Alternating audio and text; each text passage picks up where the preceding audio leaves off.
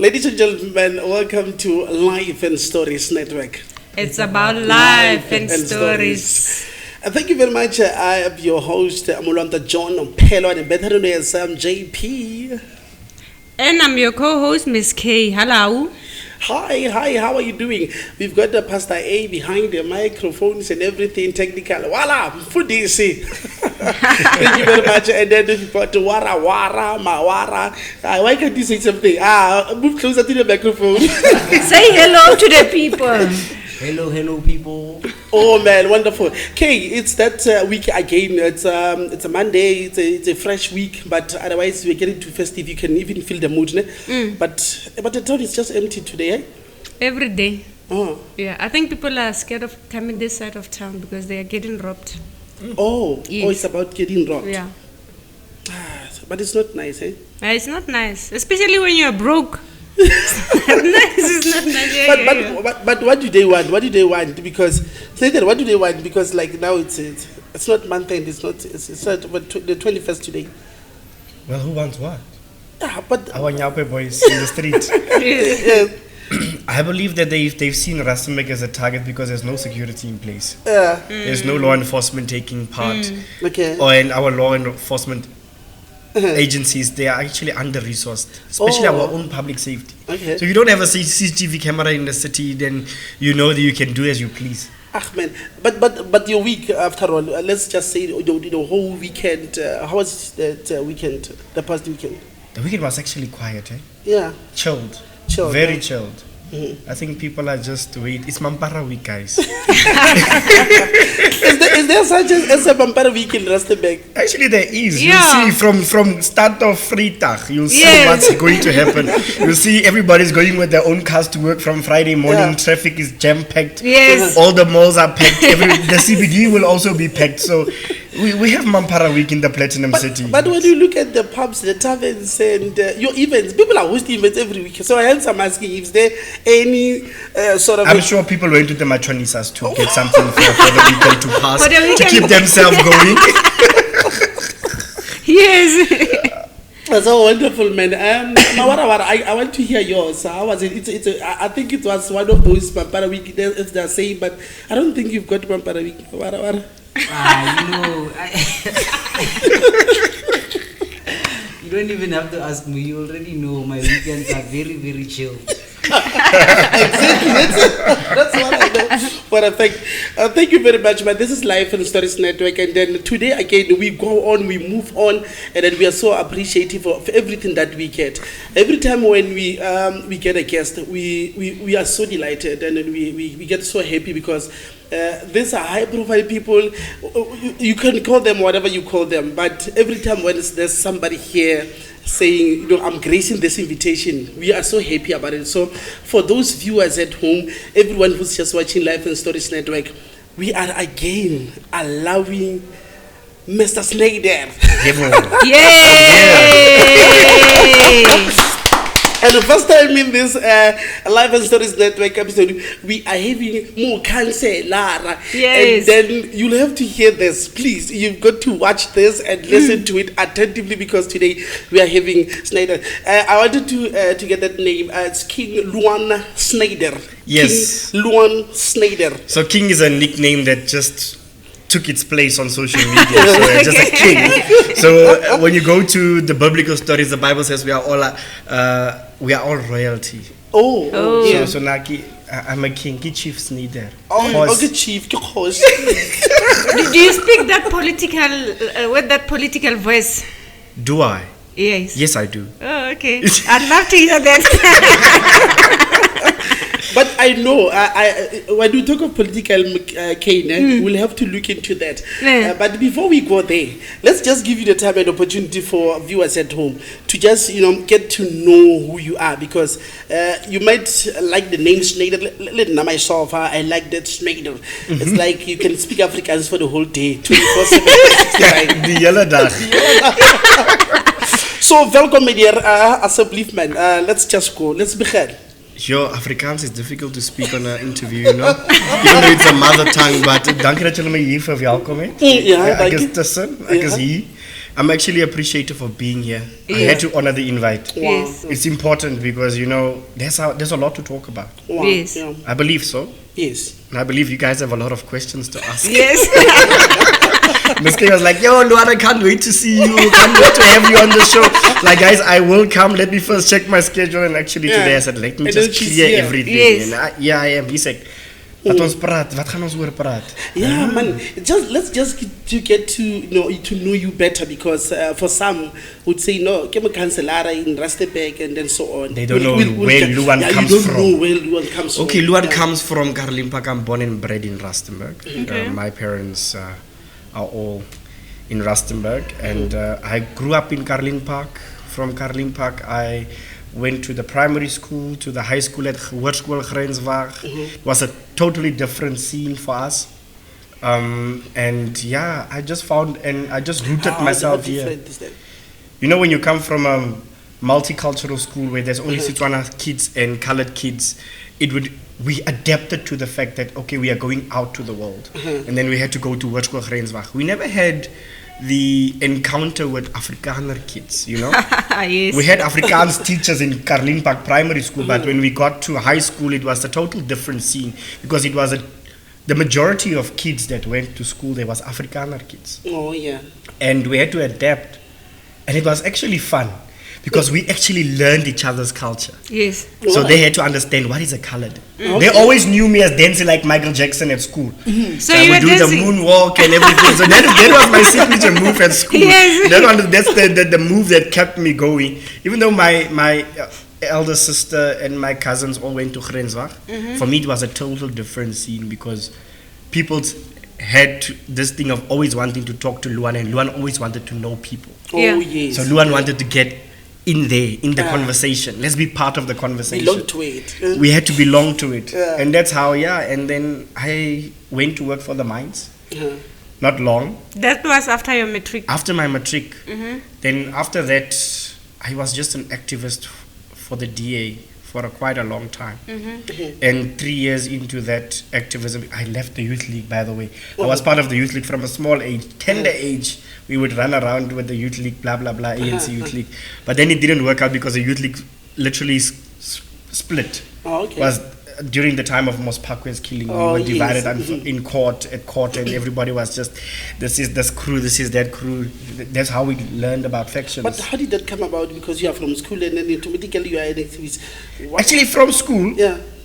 I had a neighbor opposite my house. She would literally invite me to political lectures of the youth league. Now, Urata Dilomos. Yeah. I went. Okay. I learned how politics works, how service, because I saw service delivery getting nowhere in my community. The parks were falling apart, the sports grounds were falling apart, swimming pools now and then would open during season. And then I just got involved, activism. Then I left the youth league, and I then joined the DA. I looked at this Uma Helen on TV, and she would literally take the ANC head on. And it was for me something that I actually liked, because we needed a challenge in the country Yes. that time. Then it was Lindiwe Mazibuko and everybody, they were in parliament. Yes. I'm looking at this young lady speaking this English that is on that level. So The private then I got English. involved in the DA. While I was working in the private sector, I went to work for a medical scheme on the mines as well. And then I just started getting more involved in local In politics. politics. And then I joined the DA. 3 years into being an activist, I was appointed the youngest PR councillor in the city then, at the tender age of 23, 24. 23, 24. I'm 32 now. Yeah, You're very young. I'm very young. I can still go very far. Yes. Yeah, I can still go very far. So yeah, that's just how and I've been part of the DA. After that, I was elected the deputy provincial chairperson. I completed my 3-year term as the deputy chair. Then I was elected the provincial chairperson. Wow, that's great. And I was a provincial chairperson for 2 years. And then I won the award from the ANC, Ward 43, in 2021. So I Wow. said, let So me you step took it aside. away from there. I took the force. By fire, by force, I just took it. And everybody, no one actually expected, I think we won with 44 votes. No one expected the turn to just do this. And then we took the award from the ANC. And then I stepped aside as the provincial chairperson because I wanted to focus on the ward. It actually takes a lot of your time. It takes a lot of your time, and then you are just there like, okay, let's serve the people.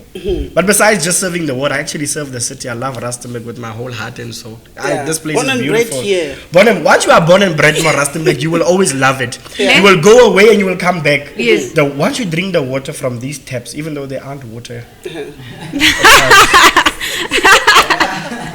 Councillor, why is the water in the whole city rotten? Why? We'll get there. We'll get to the service. We'll get to the services. So that's where I am. I'm still in Yes. Rustenburg. I enjoy Rustenburg. Yeah, that's a bit of biography. I want to get more to it, right? To get to the parents, you know, I need to get the part where you say, I've grown up to be fine. You're in Rustenburg, Caroline Park, and I know Caroline Park. We don't stab people there. Don't No, worry, you it's don't. fine. There's no guns I'm there not also. sure about that. I'm not sure. I'm very sure about that. I'm not sure about that. Let's get how you grew up. Yes, you're born and bred in Rustenburg. Let's get the part where you're saying, I've grown from this point to this point, and then how was that life at home with your father, with your mother, with your family, with the family at home? Yes. My family, my family, we're a big family. Okay. We 5 kids, 1 adopted from my mother and father's side. Wow. My dad had 3 kids before my mom when they got together. So in Rustenburg, I'm part of a twin, we're not identical. Okay. And he's thinner than me. I'm always the chubbier one. So you think you're chubby? For now. Oh, Then for I now. was Oh, also. okay. Now I'm trying to beat this Mukaba thing, and it comes and goes, eh? So okay, we 5 kids. We grew up in a 3-bedroom house. In Carlin Park. That houses were built in 1992, so the house is as old as I am, 32 years old. Yes. So we moved into the house. I think we were 3 months old when we moved into that house. And so we are 3 boys, 2 girls in the house. Then we have an adoptive sister. Okay. My mother adopted Tibelo. Okay. So Tibelo is also part of our family. And so we are 6 in the house. We are still all alive, and I pray to God that we will reach the age of 70, all of us, before Wow, we that leave. is wonderful. Yeah. And then my mom and dad is still in Rustenburg. My dad is originally from the Kalahari. Okay. Kalahari Dasat. Yes, it's called Klein Mir. It's a small Klein Miri. Klein Mir, yeah. That's why Small South Africa town. does all that. It's smaller than Groot Mariko even. Where is it? So I think it has grown. I haven't been there in Where is decades, it? eh? In the Northern Cape, Where? close to the Namibia border. Oh, Yeah. okay. Yes. Fine. So my mom is originally from Camus. She was born in Camus, but she grew up in Rustenburg. Okay. She came to live in Rustenburg at a very tender age. Schooled here, then went to Pramosa because there was no schools in the apartheid area for colored kids. So the coloreds would send the kids to family members where there are schools like Pramosa had colored schools, you know, and everything. So those are the things that happened. And my mom came back after schooling. She stayed here. She met my father here, and they got married. My dad came for work here. The mines brought my father here. So, and that's how we ended up being born and bred more Rustenburg, the platinum city of the world. It doesn't look that way, but it's fine. Luan, let's get this straight. This one, I know it's personal, but we need to explain to the viewers of Life and Stories Network, right? How do you define colored? When you say somebody's colored, how do you define it? You know, colored it's a very complex term. Okay. It's very complex because when you really want to understand a colored person, you need to grow up with them. Okay. If you really need to understand your lineage, where you come from, you need to literally go and do your ancestry DNA test to understand where you fit in. So in my family, we look like the entire Rainbow Nation. We have people that look like white people. My cousins are blue-eyed people, green-eyed people. I don't have green eyes.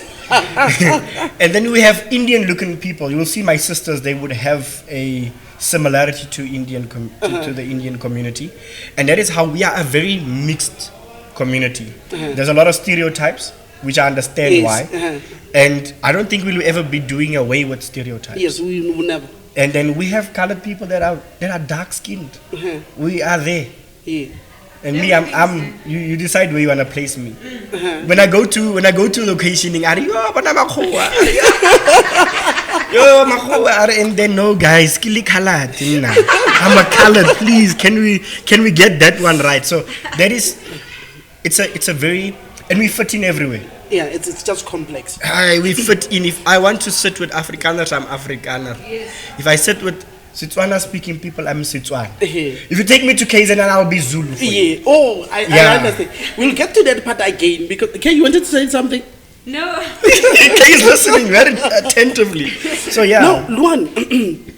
Talking of when I go to Durban or go to KZ and I speak Zulu there because I relate, right? Yes. You go to Rustenburg and those who are speaking Africans and Prat Africans now. So no, Yeah, you come Prat. here no, and then Yes. you are Setswana and then you are Setswana speaking again. Yes. How many languages can you fluently speak? How many? You know the problem is I'm not fluent in. I can hear Setswana Okay. very well. You cannot gossip about me. Yeah. But when I get a bit drunk, when I have some warm water in, then all of a sudden I just start speaking Setswana. I don't know how it comes about, but I understand it when I'm drunk, when I'm tipsy. My Setswana kicks in. It's like a bundle loaded here. It's Wi-Fi connection, carry fiber. So I hear Setswana. I can speak Setswana here and there. Right. Yes. Where can you speak Setswana? Let's hear. Why? No, you have to do a proper conversation after a long time. It's a bundle that needs to kick in.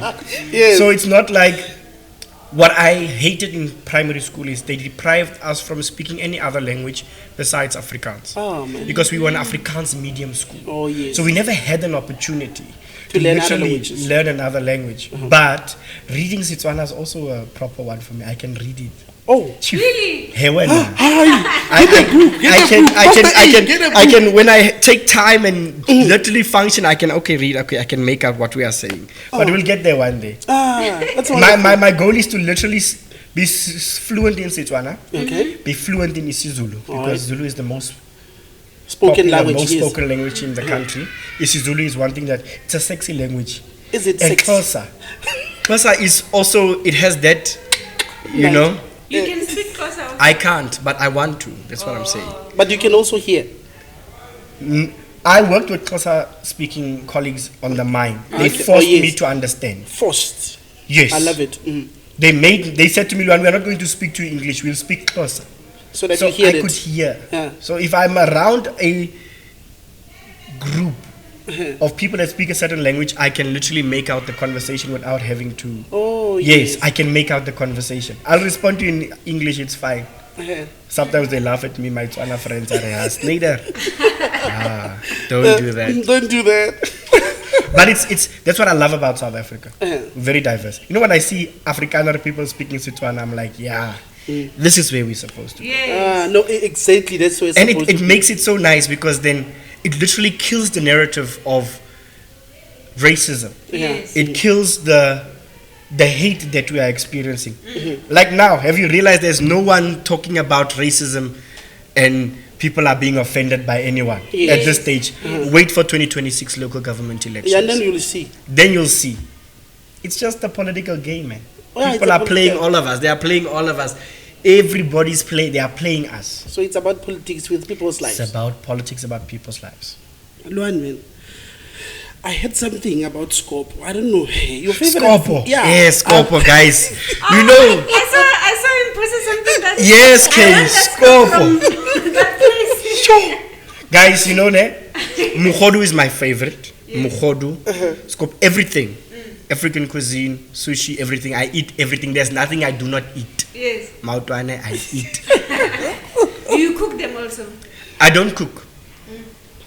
So at home, do they also cook those? Yes. Yes. My mom cooks mukhodu at home. We learn to cook. I know how to slaughter a sheep, by the way. I can slaughter a serious? sheep. Because my grandfather has a farm, which is now my uncle's farm in the Kalahari. They taught us how to slaughter. that's So nice. from small, we would hold the legs. Most when we are boys, we must hold that leg. Yeah. So we would hold the leg and, And everybody watch. and watch. And so we literally would be part of everything of slaughtering. That's how I know how to slaughter a sheep. That's how I know how to eat mukhodu. That's how I know I eat everything. So Scopo, my favorite spot is Fox Lake. Oh, Fox Lake. Fucking I know the place, yes. Yeah. Pastor Ed was about that place. What's the name of the place? It's in Taban. I think. Okay, I what's, don't know. I think the K place something, Kabelo. eh? Yeah. Kabelo's place, Kabelo yes. something, yeah. so you nice. And it's full there every day. Monday to Friday is full. There's no way that place is not full. Do not eat scorpion without chopped chilies, please. Is it? Of the Don't. chopped Do chilies? you like it with that chopped chilies? With the chopped chilies, Okay. it just adds more flavor Yeah, to it. especially And when it's you're so soft babalas, and ne? tender. Babalas. Yeah. It's so soft and tender. It actually is something that anyone would enjoy. Yes. So my colleague, Councillor Senso, saw me there. Ara Snyder, you are an all-rounder, ne? I'm like, Masenso, no man, I'm just me. This is Luan. So I think a lot of people don't know Luan. Yeah, so and they'll get to know they are Luan. surprised. Yes. Yeah. But this lifestyle, I go Kodi Shopo, I party O there. besana makuri shopo. Yeah, on da, on party. We Kodi go, shopo. we have fun. We grew up there, man, guys. Yes. During But when that they would place is spend. also always packed. It's always packed. It will never not be packed. Kokasi. Mm, It will guys. always. Yeah. But what we need to do is we need to make it more urban. The shops, Yeah. make it more attractive, Yeah. because it actually attracts a lot of people. So the minute it's like let's call it Valakazi Street of Klaban. Yes. Everybody It's goes that, there. yes. You know, so we need to make it a more formal market. We need to make it more, upgrade the buildings and attract more people to come. Exactly. Safety wise, everything. People Because can enjoy. you look at the place, it has been there for a very long time. But I talked to my Pastor sometime, I think 3 weeks back when we got there. Then I said, Kanti, why is this place not going up and everything? But you know, Pastor, what he said? And he said, no, he's making money. So why do you need to make the place big and pay for a lot of money? So I was just thinking maybe that establishment would be better, maybe being. It's true, but also yeah. the municipality needs to invest in the infrastructure around the place, because Exactly. the roads are not that good. Go to Forest Spa. It's not, the roads are not friendly. Yes. You know? Yeah. Look at Tatakina. The Guinea, yes. Kini. Kinini. He's the owner of that place. Yes. What we as a municipality should have done is make sure that the road infrastructure around it is maintained. Currently, Yes. it's not. It's not, yeah. So people would rather go to town because the roads are better, Yes. or the perception is the roads are better. Yeah. And we need to literally look at our own communities and invest there as well. Hey, Kay, did you hear? We as the municipality, you see now? Yes. I'm getting somewhere now where we need to get, because you are saying we as the municipality. Somebody is not understanding why Luan is saying we as the municipality. Let's explain that. Whether you are in opposition, What are you doing? What are you doing at work now? Because we need to get a position, maybe for people to understand why you say we as the municipality. remember, even though you are in opposition, you are not in the governing party. You need to force the municipality in getting the basics right. So when I say we, I'm literally including all 90 councillors in the chamber. It is our duty to make sure that we are actually living out our own manifestos. Our manifesto speaks service delivery. I'm not saying the ANC manifesto. Yes. I'm not saying the DA manifesto. I'm saying our manifestos are speaking service delivery. So when I say we, I mean to say that, yes, we are in the council, we are not ruling. But my input can actually force the municipality to do what it's supposed to do, the administration. Yes, I understand. Yes. Ne? So what needs to happen in this entire process is to say, okay, I've given my input, sharp, council has not performed. Now I'm taking out my DA t-shirt and I'm now going to bash the municipality on the fact that you have not delivered on the promises of getting the basics right. So I come in as an opposition and say no, but as Luan Snyders, a DA councillor, I said that we need to address 1, 2, 3, 4, 5. The city of Rustenburg, under its leadership of Mang has not addressed the people's needs. Exactly. Now I'm going to force them to address the people's needs. Now it's going to be an opposition voice. But it has to be heard. But it has to be heard. Ne? Because in the end of the day, we cannot always play politics in council. Because if we're going to start playing politics in council, we are literally dividing the administration, and then you'll get the ones with the power to say, no, we are not going to focus on DA wards. We're going to only focus on this few wards. So there's ours. such. There's such. There's no way there's no such. There's no way there's no such. So that's why we are maybe lacking that service delivery. That's the reason why. So you've got People one cannot say, people cannot say, besides before going there, people cannot say that the ruling party will not look after its people. The ruling party, as the ANC with its coalition partners, had more than enough, even before there was coalition governments in place in the country, Mm-hmm. they had more than enough money to actually rectify the injustices of the past. Mm-hmm. We have municipal infrastructure grant that speaks to previously disadvantaged communities. Look at Greater Boitikong. Yeah. Those roads should have actually been upgraded to par 20, 30 years on. It's not there. Go into Boitikong now. It's not a place where you can say, but Greater Boitikong has contributed to the city. You cannot say, Kabani was a very beautiful community before it became what it is today. Yeah. Kabani's road infrastructure was on par. But in the past 10 years, we have literally seen the road infrastructure decay. Deteriorating, yeah. Deteriorating. People are not happy with what is happening. You can literally go into every other community, even town communities, you will see there are road infrastructure that is not on par. There are road infrastructure that is not supposed to where it's supposed to be, because we have not maintained our infrastructure. Let the wind just blow now, you'll see parts of the city go into darkness because of aged infrastructure. Yeah. So we need to understand we didn't deliver on that part as the city, and we didn't deliver on issues that actually needs to propel the city to where it's supposed to go. How long have you been there, Councillor? I've been, this year is going to be 9 years. 9 years. Yes. So that means what is the second? Okay, I joined 2011, 2016 term. I came in 2015.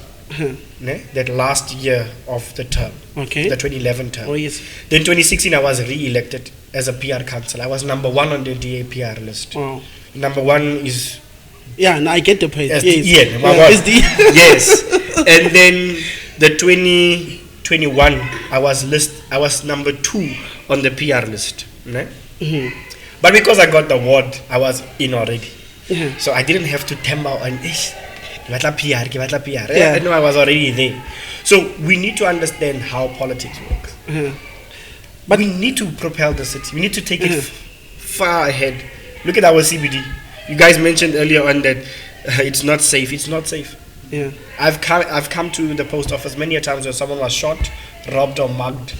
One Yeah. day they dropped a gun here at the shop because they robbed the guy the day before they shot him. Then the Tsotsis came back and they brought the gun to the shop there in a bag. It's not How safe is our city? Snyder, you see, when we talked of the incidents, right? There are many incidents. Kay, I don't know, we've looked at the incidents. So many incidents that happens in Rustenburg. He's available, he's there. Yes. I don't know how possible, how do you do it? Do you But- fly there? Yes, please. We We're find all talking about this. it This today. one, I would like to talk about this one, but you'll get to maybe discuss other issues, right? Yes, we'll get because to that one. yes. But let's look at this one. We, I don't know. First time when I heard the story from you. To give, I think it's what 4 weeks child. Is it 4 weeks or what? That was the second baby I Second I baby. abandoned. In North, Yes. ne? Yeah, The that second was was in Rustenburg North. The Yes. second one was in Noord. The baby was less than 10 days old. Less than 10 days old, right? Yes. That's when I get the story. I look at the story and I was like, it was so emotional. You talked about it and then just, you went with the story from start to end, because even in the hospital you were there and then you said, we are here. And it's like you are, I was just talking about reporting and journalism here and I was like, okay, no, man. Snyder is a journalist. No, you cannot be a counselor. No, because we look at the incidents like, how do He's you do there. it? And then I wanted to ask the question, why are you number 2, number 1, PR and everything? People are looking for that position, they want to be there. But whether you're just saying, no, I'm number 1, and then you become proud of it, confident about it. So let's get to these events. This Or event of me being everywhere. you are there. How do you do Where a it? house is burning, where Yes. accident is. Where, Yeah. You know what? I think it's just passion for the city.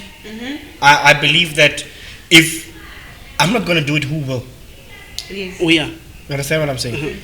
The issue of what we adopted him as baby Moses from Noord was that we saw it on an emergency group, and I called my friend. I said to him, I didn't have my car by then. I said to him, okay, listen, buddy. I said, there's an emergency, there's a newborn baby abandoned. Let's go and see what's happening. So the minute I got there, the child just got into my heart. And I was like, you know what, let me see this process through, because it's a complex process. You need to get statements to the hospital, make sure that he gets the attention he needs at the hospital, because I've done it before. I would call my social worker contacts and say to them, guys, there's a baby abandoned, 1, 2, 3. Got to the hospital. It was actually difficult because you know how casualty works. Yes. Got there, allowed them to do their thing, the handover, because it was already jumping Late, night shift. It was difficult.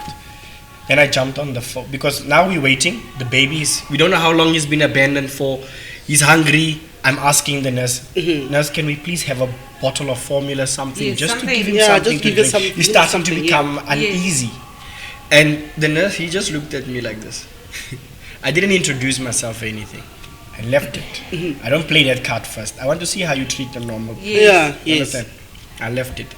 Gave them 30 minutes to do their handover, whatever the case may be. 1, 2, 3. I go back. I say, can I have a bottle? I was just given a cold shoulder. You went to the same person. I said to them, yes, even another nurse. So I jumped on the phone. I called the speaker. I said, speaker, can you send me the number of the MEC of Health? Yes. Yeah. In front of them. In front of them. So I wanted them to hear. So Yes. they see that something is going on. Yes, as a speaker, it's Councillor. Then I said, it's Councillor Snyders. Yeah. Yes. Can I please have the number of the MEC? And I explained the situation, what is happening. Yes. 1, 2, 3, the head nurse, the matron at casualty heard it. Yes. She came from the corner there, running. Just We are in how can we trouble. help? And I'm like, why do I have to throw Yeah. around a title before people get helped? Yes. And this is a baby. So the baby gets preference. Yes. Yeah, it's not about you, it's about It's the not baby. about me. Yeah. It's about the baby. And then all of a sudden we got helped. I was there for 3 hours at the hospital. I even made sure we taking him to the neonatal ward so that he can get admitted there as well. Yes. And then I left. The day after, I just rested. I was tired. Tuesday, the station commander called me, said, Snyders, we need a statement What? From you. from me. Yes. We need to open a case of child negligence. We need to locate the mother. So as I'm writing the statement, I get a call. Hi, Councillor, we saw your post on social media. We believe we know the mother. Where's the mother, guys? Yeah. Yes. They said, no, the mother is Kokai. I tell the police officers, guys, the mother's there. Here's a contact number. Here's the phone location. Please fetch the mom. The mother came. She was crying. She had her whole heart thingy. I said to her, you know what? I'm not going to feel sorry for you. What you did was wrong in the first place. Yes. She got arrested. I think she spent two weeks in jail. Bail got postponed the first and the second court appearance. So she you got also bail. attending these court cases. I didn't attend. I didn't Okay, have time. you just yeah. But I had a social worker that would give me an update. Some journalists from ENCA But you followed the story up would yes. called and I made sure that the baby's at Lighthouse. Now and then when somebody donates something or wants to donate, I say that okay, either go to Lighthouse. If you don't get a chance, drop it by me. I'll take it to Lighthouse. Lighthouse, yeah. So yeah, that's just me. So I love being on scene. Like our accident scenes, it actually gives me an oversight. What I'm doing actually is giving me an oversight on government. Oh yeah. To understand Oh, what yes. government is doing in cases of Yes. this. Like we had a head-on collision about 2 Sundays back, if I'm not mistaken, on the N4 near Kingsgate. Yes. And I could actually realize our own traffic police doesn't, the blue lights are there, Yeah. but it does not work. So when we do a full road closure, you cannot close it with our car because now someone comes on the N4 car Yes. speed. Yeah, yeah. They're There's gonna no bump blue you. lights. There's no- yeah. Now our traffic officers are waving like this. Yeah. Guys, it's a risk. So it actually makes me realize, okay, no, we're lacking here as the provincial EMS, we're lacking here as the Road public department, safety, and this is how I need to address issues in cancer. Uh-huh. So I inform my portfolio guys to say, guys, portfolio 1, 2, 3 needs to happen, and they will then take it up further. That's what needs to happen.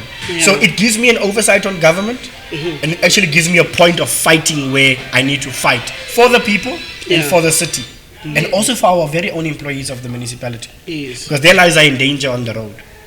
True. And our fire department the same. I will go and I see.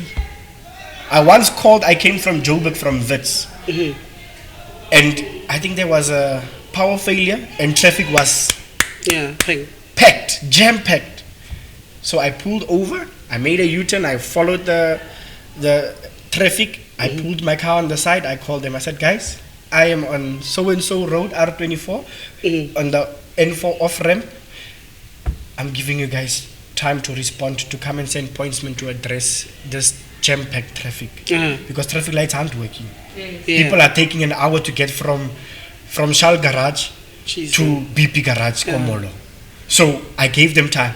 I said to them, guys, after 30 minutes, I called them again. I said, guys, you come from traffic department. Mm-hmm. Take the N4. You have blue lights and sirens. Why are you taking so long? Yeah, exactly. So those are the things I have to have oversight on the city. That is duties of councillors. We need to have oversight. Yeah. So that we can not shoot from the hip and not know what we're talking about when we speak in council. So that's why I do what I do. But it's not just that, but it's the love for the city. It's the love for the people. Yeah, it's passion. It's much to passion. It's more to passion because you would even hear how he speaks about this incident. Because I also remember the incident where we had Elena. You had what? Elena. Okay. Yes, around the school here in Rustenburg. So I don't remember the name of the school. Is it Granville or Barsac? It's HTS. HTS. The one that's HTS, yes. The one that stepped the Because other I one. only Yes. saw the video there again. You were part of it and then narrating what was happening there. You see now, what I saw and I realized there that our forensic doesn't have enough vehicles Uh-huh. in the Bojnala district Yes. alone. Yes. We have one vehicle for forensic pathology. One. Yes. No, you You can't need to say. serve the entire district. How do you serve an entire district with one vehicle? And if the Our- police attending the scene, then you have to wait for the same car to come to you. You have to wait for the same car. So it takes time. Now, a lifeless body is laying there. Family are mourning, and they have to wait 4, 5, 6, 8 hours for forensic pathology to collect a body. Is it fair?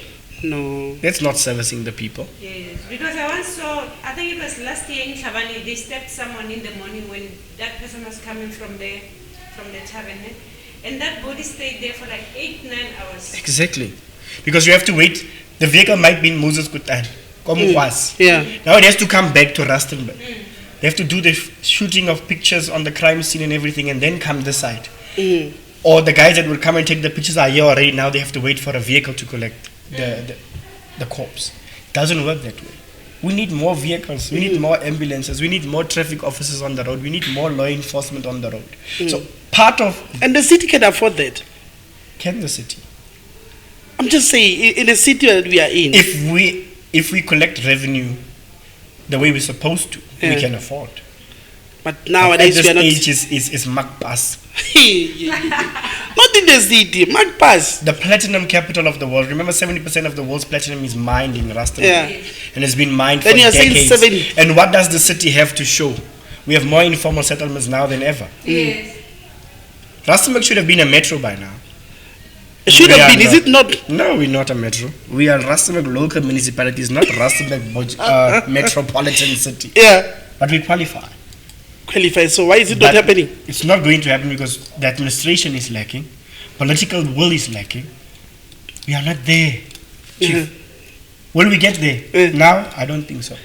It's going to take time. It's gonna take time. Luan, for Mawara, got a lot of prayer. For somebody who does not understand your daily duties, your daily task every day, what do you do as a council? Because now we've been into the service delivery part, but we'll just finish off with those, service delivery later on, because I know it's a lot that you do. I was also wondering. I asked you when you were here off set. I said, you must be having an NGO and NPO. Can't we have such? Because what you're doing is part of what the NGO should be doing. Maybe taking part in terms of human life and service delivery. In a sense, service delivery indirect. Getting all these, I don't know what we call small incidents or small events to attend to them, because we have such initiatives, institutions that take part in that.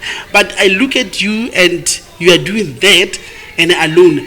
I've been watching all these videos that you have, and then I'm like, most fights everywhere, because you see Kotlabani, now it's in town in the best rank, then again Skolong, then how it's in the location, and then so it's a lot.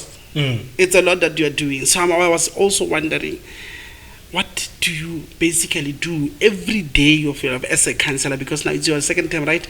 Second term, yes. Daily, what do you do? We operate as call center agents in the city.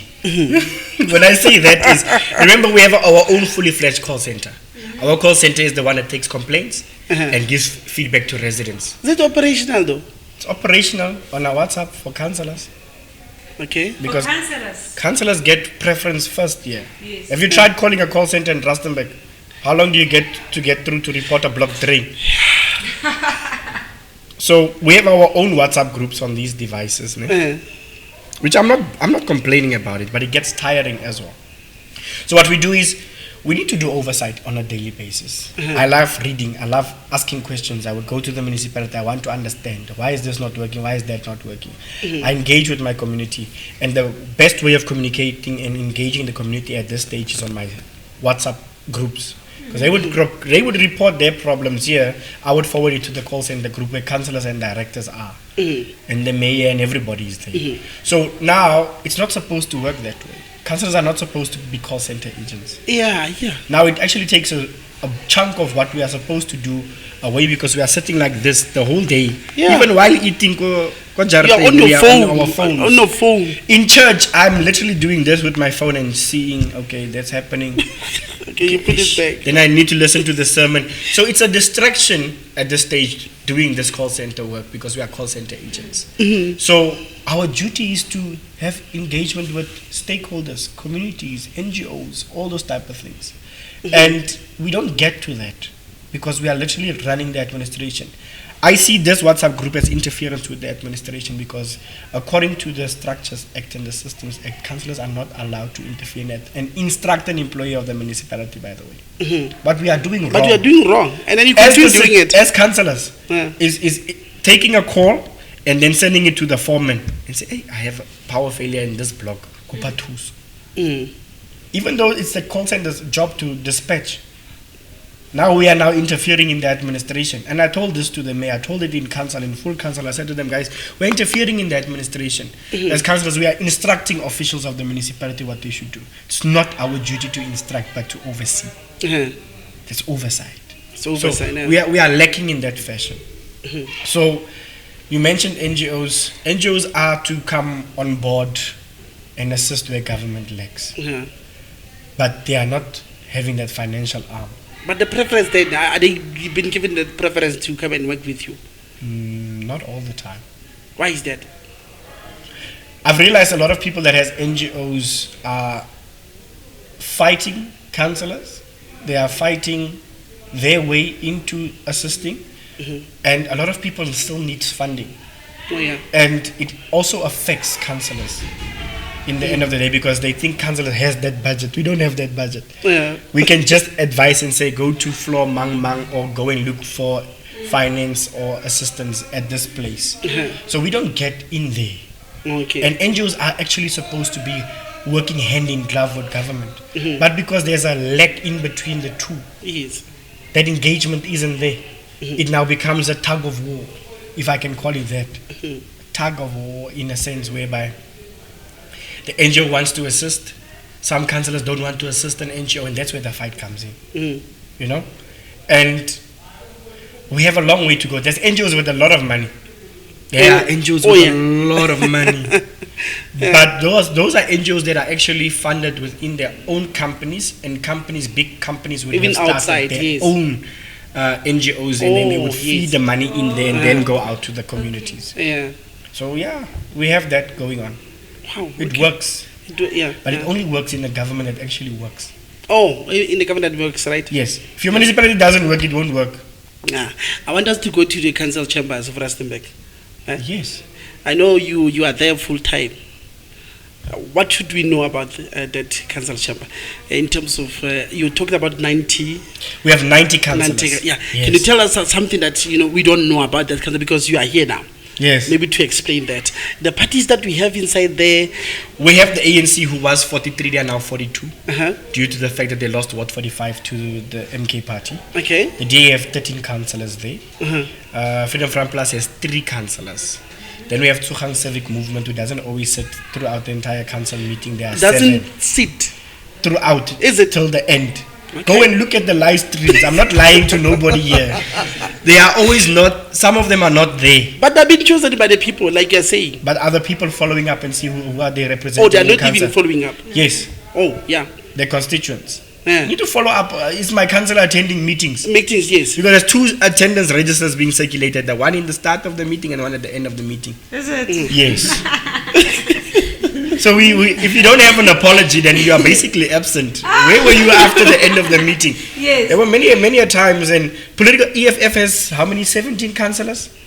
They have decreased in number, and I know they will decrease in 2026. No, we don't know. Okay. I know. Oh, you see that? I'm looking at the You professor. at the ripple effect of what's happening. Oh, Yes. okay. Then we have BCM, one seat. What is BCM? Butu Community Movement, Oh, okay. which What's currently the region of that? from Boituko. Oh, from Bitung, okay. Yes, Uh-huh. which currently holds the MMC position. Then we have MMC AIC, position for Budget and Treasury. budget and structure, okay. Yes. Then we have AIC. Uh-huh. I don't know what is the full name of AIC. Okay. Yeah. Also holding an MMC position for community development. That community development has completely collapsed. Ah. Do we have parks? Oh, we don't. No, we don't. Ever since 2016, Hanedi Park mo. Yeah. This Even one where ground you guy. come from that side, from Kandini, That's you see nuts. that's vandalized. Where's the money? There's no money. By the way, then we have an independent councillor, and so it's 1-1. So we are 90 councillors. So yeah, So number 1, number 2, number 3 for for the political parties. in what ranking are you talking? I'm talking in terms of numbers. Numbers. Yeah. ANC, Uh-huh. EFF, Okay. DA, Uh-huh. Sukhang Civic Movement. Okay, 4. Yes, then you have 1, 2, 3. This ones that I don't see them coming back 2026. Okay. Yeah. All right. So now, because South Africa now it's been led by what I don't know, Government of National Unity. GNU, right? Yes.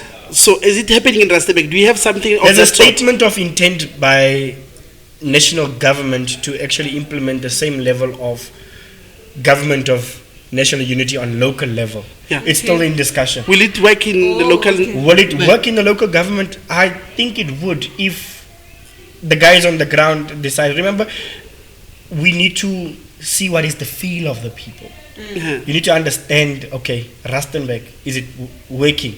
Is it going to work? You need to look at the pros and cons. So, but I cannot preempt what will happen in Rustenburg. I don't know. We will see when we get there. We'll see when we get there, if it ever happens, or we'll just wait and see for 2026 to give us the mandate to see increasing our numbers Uh-huh. in So council. 2026 we are voting for local government. Local government Okay. elections in 2026. Can't wait. The term ends in 2026. Even me, I can't wait. We are on the same boat. So we're on the same boat. You know, Yes. Rustenburg needs urgent change. Yes. Yeah. I saw you reported on the houses that were burning in RTBS. Ish. Yes, yesterday. Hartis, there was a fire. We don't know. The authorities are actually investigating the Okay. cause of the fire, but at least it was only 8 houses. Initially, the report that I got was 12. It was actually 8 houses with thatch roofs that were actually burned. Luckily, they had helicopters coming in to assist. that's nice. And then the rain also came. But the firefighters were sparking to try and battle that fire. So it's in Cosmos. It's in Cosmos, yes. Is in it at the Hartis. suburb or those shacks? At the suburb. Oh, at the oh, At the suburb. How it happened, we don't know. Yeah, because I wanted to know the cause of the fire. No, I was also trying to see maybe today the media would release something, but they are still investigating the cause of the fire.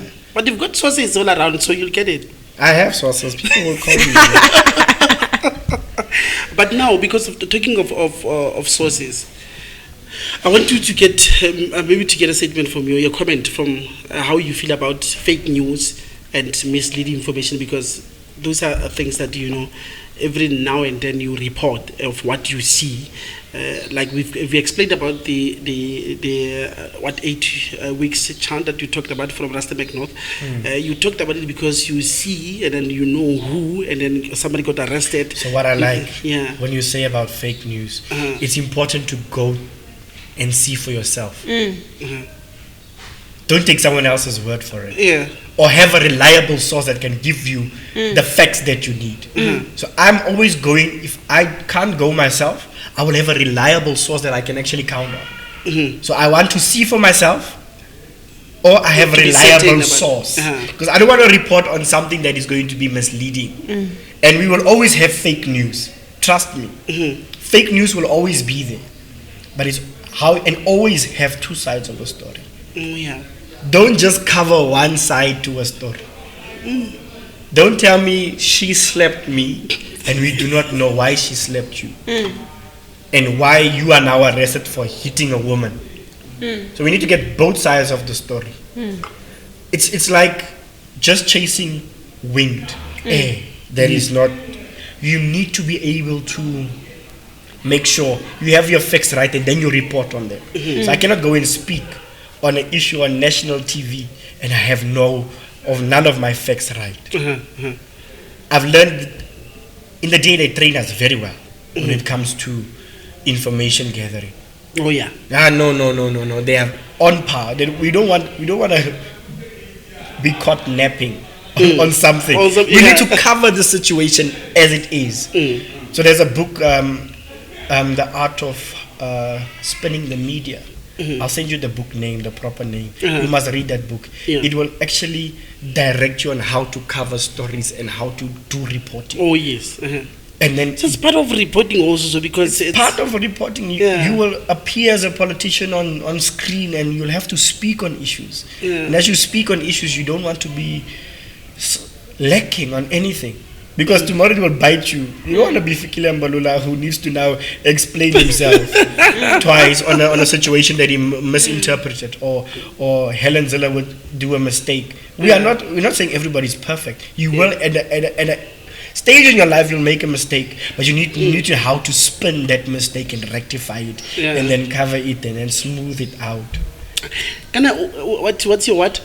What 43? What Zenyavel Karlim Park, Yeah. portion of Noord, section of Siraleng, Okay. in Kantla section, the RDP section, the community that moved from Hizo to in Siraleng, Siraleng, yes. that RDP section, and then we have Boschfontein section, which is the So it's also left Siraleng. hand side, Yeah. also Siraleng. Yes. The orange RDP house. So that's where you're covering.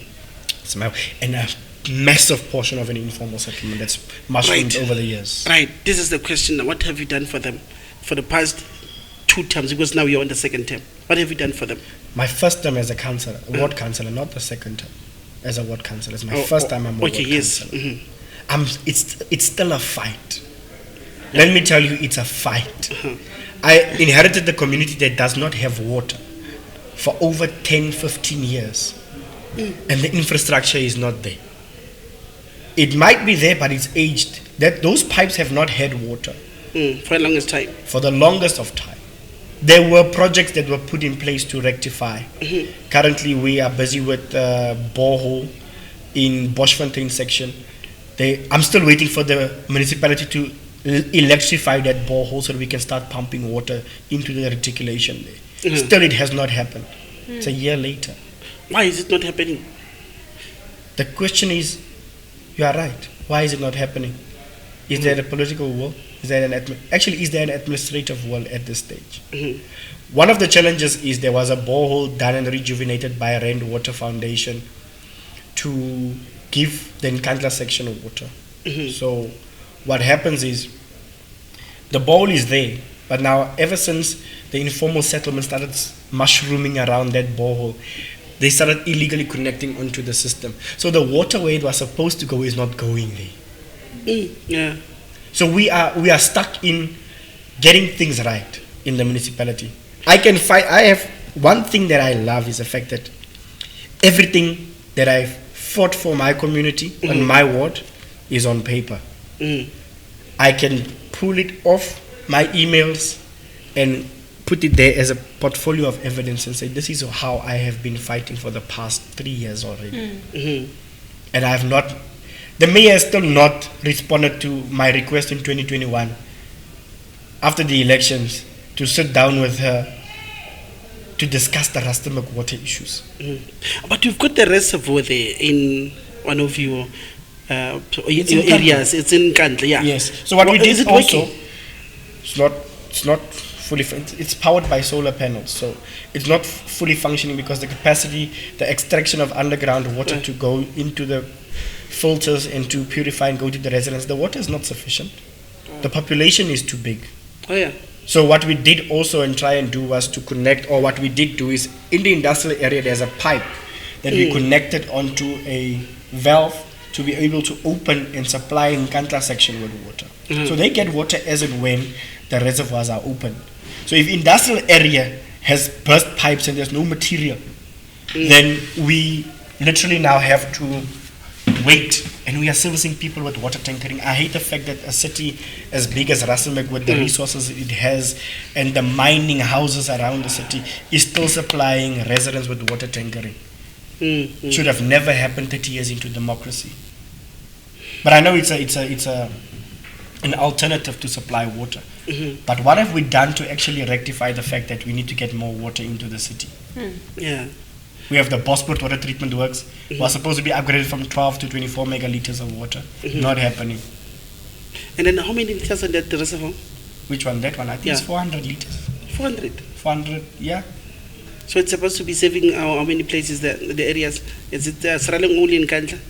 In Kandla only. On Kandla only? Yeah. So it's not even it's not even... Have you seen the mushrooming of informal settlements? They have, each and everyone has a pipe connection. They even tapped onto the mine's rainwater supply. On the mine's rainwater supply, yes. The mine is also being burdened because illegal connections on the water supply has also been done. So illegal connections on that pipe of the mine. So it's also illegally connected there. Yes. So there's no one it's who not metered, no. Okay. The mine is complaining about such because their water bill has gone up for rainwater into the mine. But how do we rectify these things? Yeah. So we have the Bosport water treatment works, right? Bosport water treatment works is supposed to assist in upgrading it from a 12 to a 24 megaliters of water.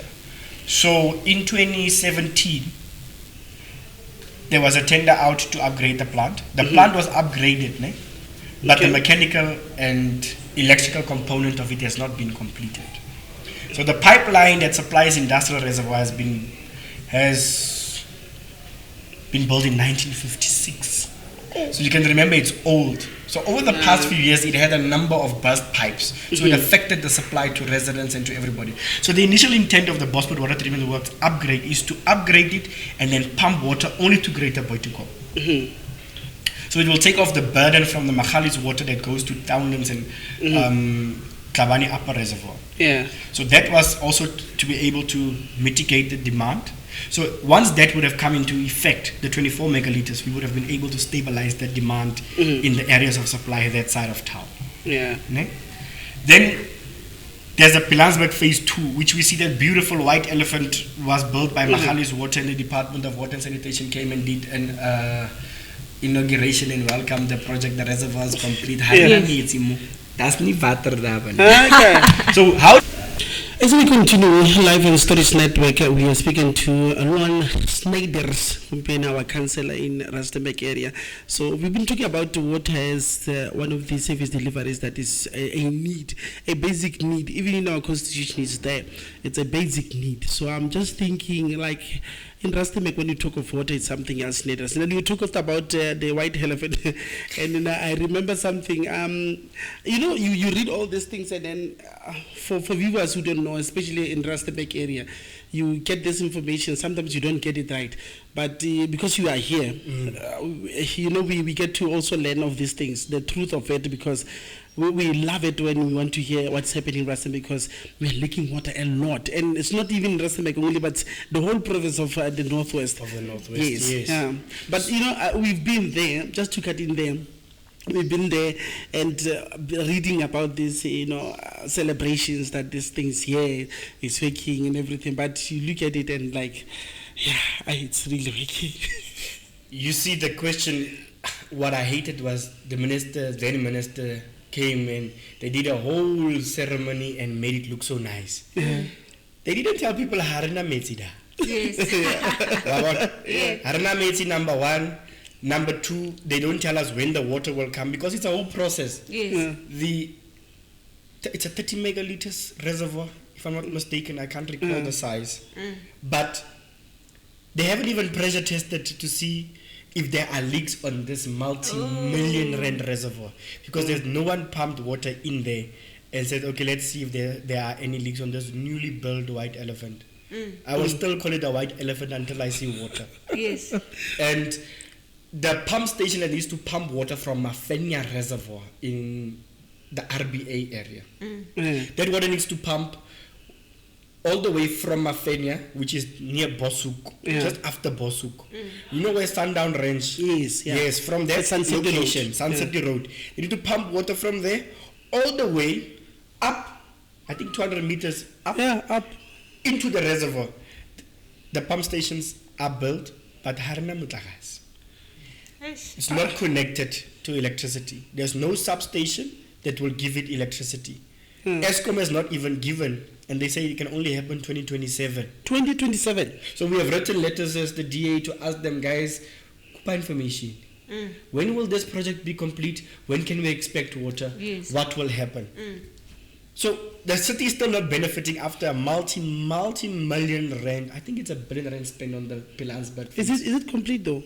It's not complete. Remember, what also needs to happen is we need to increase, or government, not we, government national, government DWS, need to increase the capacity at Falkop Dam to increase the raw water extraction to be able to fill that reservoir as well. So I asked them in a letter, I said to them, guys, what is the telemetry reading of Mafenya Reservoir for the past 12 months? Up until this day, they have not answered me. Because we want to understand, okay, you say you are pumping water from Mafenya through the Mafenya pump station to the newly Faraghatla Reservoir, Tlabane Upper Side. Are we pumping water? No. So the project is not complete. The city needs water. Besides that, we have challenges as the municipality as well. Yes, don't take it away from the municipality. Oh yeah. Our own water treatment works is not doing what they're supposed to do. Number two, it's not upgraded. Number two, we are struggling with war on leaks in the city. Our own water units are struggling with TLBs and fleet. How do you expect a unit to perform when they do not have the resources to actually make it perform? Sometimes we have one TLB that needs to fix 45 wards leaks. One TLB. 45. How do you expect that to happen in a city as big as Rustenburg? No. But coming back to our town now, the Rustenburg, because we just touched on it and then we just left it there. We're talking of crime. I know maybe it might be something weird that, you know, when you look at Gauteng, it's just modern. You know, when you look at KZN, it's just high. And even the numbers here will speak itself, right? But when we come to Rustenburg, then let's talk about that. Are we safe? Is the town or the city safe? Our residents, with what I've seen, are not safe. Remember, in any town that grows beyond its current capacity and everybody coming with the need of finding a job and can't resort to criminal activity, house breakings, whatnot, robberies in the CBD. The only way, and we've learned this in school, in primary schools, economic challenges. The only way we can actually battle crime is when everybody has a job and can be able to provide for their families. That's the only time we'll be able to make the city safe. In town areas, it's not safe because our Nyaupe boys are all over. I call them our Nyaupe boys because it's our sons. It's our brothers that have failed in life and resorted to drug abuse. We need to curb drug abuse. We need to curb Nyaupe. We need to curb all those issues to prevent people from feeling unsafe within Rustenburg CBD. We need to increase our law enforcement foot patrollers in the CBD. We need to make sure CCTV cameras are working on every corner, every turn of the roads inside the CBD, which is an economic hub. And what we are seeing is we are seeing disinvestment of businesses in the CBD. They are rather moving to a mall, or they would move to another complex that is new and they don't want to operate. Look at the post office has closed down. The town has gone quieter. But crime will always be there if we do not have the resources in place to curb crime. If a Nyaupe boy knows there's a CCTV camera knowing me, or a Tsotsi knows there's a CCTV camera monitoring me on that corner or that corner, we will literally see a decrease in burglary, in handbag snatches, whatever the case may be. Hijacking, we will see it going down. The city is also not safe because we don't have street lights that are functioning at night. Look at our R510, our R104 going. All those lamp poles have been cut down. We have a number of PVAs on the R510. And they're not being replaced for a longest time. Is it about budget also? It's also budget issues. Yeah. Budget constraints. You've got your Yarona that is not also, fully functional. Where's it now as we speak? Budget constraints, they're trying to rectify it. We had two interesting items in council we got more funding to actually roll out what needs to be done. More funding for Yarona. Yeah, it's So what's 1 billion again? It's 511 million, I think, for this financial year, because they rolled over another 300 and something million and 200 and something million. That we got for the financial year, 200 and something, another 300 and something million. So it's almost 500 million for this financial year to pay service providers and making sure the bus stations comes on. But I, with very little confidence, can tell you we will be able to finish it before the end of the term. The bus stations, they need to prove me wrong. They need to prove me wrong to say, Luan, what you said that we had to, you put us in a corner. The municipality, we need to rectify things. I think this project that started when we were studying, all of us were in school. It's been a long time. It's been a while. There's no investor confidence in Rustenburg, number one, because of poor service delivery. We will see disinvestment in this town at a high scale if we do not pull up our socks. Rustenburg Smelters, Glencoe Smelters, is closing down in December completely. Amen. And talking of that, because I wanted to also ask about, because we are on service delivery now, so it's where you need to maybe thoroughly explain also in terms of unemployment, because it's very high in the country. But let's get to our... It's the highest in the northwest. Exactly. Why are we having that in the northwest? You talked about 70%. I heard you. I comprehended what you said. You said 70% of gold. It's platinum. It's in the northwest province. You see, and not just in the northwest, but Rustenburg area. We have got a lot of them. But why are we suffering the most in terms of work? If people will see investment in a city, if the city is well run. If Rustenburg is well run and we have a service delivery charter that says a pipe burst needs to be fixed in 3 hours. In 3 hours? Yes. But it's not happening. A major pipe burst must be fixed in 3 hours. It's not happening. Go and read the service delivery charter of the municipality. It's part of our budget document every year. A sewage drain needs to be blocked there's a stipulated time frame. I love that one. That one. How many hours do we have there? That one is also in a day. It needs to be unblocked. In a day, but it's not happening. But now, why is it not happening? Is because we do not have the resources as the institution itself to make it happen. The ANC-run municipality and its coalition partners are not looking into that. So, if once a city is well run, if Rustenburg was run like Midvaal, for instance, I don't want to use Cape Town, I want just here in Gauteng. If it was run like Midvaal, do you think that the town would look the way it looks now? Do you think our unemployment rate would be this high? Because if investors from outside would see, okay, now let me move my factory to Rustenburg, things are happening in the city there. The power is stable, the water is stable, the road infrastructure is up to par, our trucks can move in with the goods. Do you think they would hesitate to invest in Rustenburg? No, they wouldn't. If Rustenburg was the city municipality or the municipality in the northwest, they wouldn't. We are a flagship municipality to be actually the first municipality to be a metropolitan city in the northwest. But we will not be getting there. But because you said we are qualifying for that, even now we are not having that. Do we continue to say we are disqualifying ourselves? Exactly. So you keep disqualifying. Poor service delivery, low investor confidence, there's no political will, the administration is lacking. We at least have now a full complement of directors now, including the city manager or municipal manager. City managers are for metros. So we have a municipal manager. Recently, right? Recently. Yes. So once you have that in place, you have someone to hold accountable. And one of the good things is Section 56 managers, if I'm not mistaken, are now permanent. They are no longer fixed term. They are no longer 5 year or 3. Whenever they come in and when the term lapses, we need to get new directors. No, it's they are there permanently. 10 directors, permanent directors. Jeez, man. So we can actually hold people accountable. As politicians, as rate-paying residents of the city. we can actually say to Luan Snyders, you are not performing in your duty. You have been there for 6 months, or you've been there for a year. What have you done to turn around your directorate? Luan, why are we not having a university in the Rustenburg area? Why?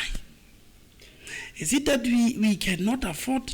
Is it we don't have money, or there's no There was budget an for item that? that came to council to approve land for a university. Yeah. But it also speaks again to the fact that is there investor confidence? Remember these universities we see, the Stellenbosch ones, they are all privately owned universities.